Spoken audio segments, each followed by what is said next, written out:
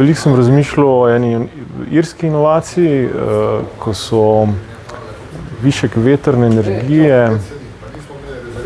posredovali ranljivim uporabnikom. V zadnjem času, pa tudi v prenosu, vračamo nazaj tehnologije baterij.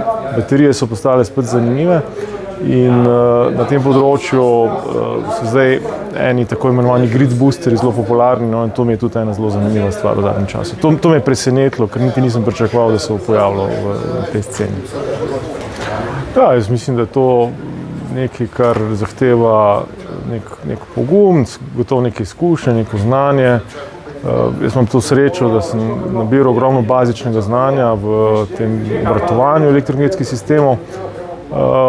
Potem pa seveda veliko truda, ne? Torej, treba je stopiti, bi rekel, stvari blizu, ne? Torej, treba se stvari vedno lotiti zelo natančno, ker sicer na inovacijskem področju velja pravilo, ne, da lahko poskušamo, da lahko tudi zgrešimo, da zgrešiti ni greh, ne. Ampak zdaj, ne, če se postavimo še malo v slovensko okolje, pa če pogledamo, koliko takih poskusov bi mi okolje toleriralo, je to ponavadi tako 1-2, ne.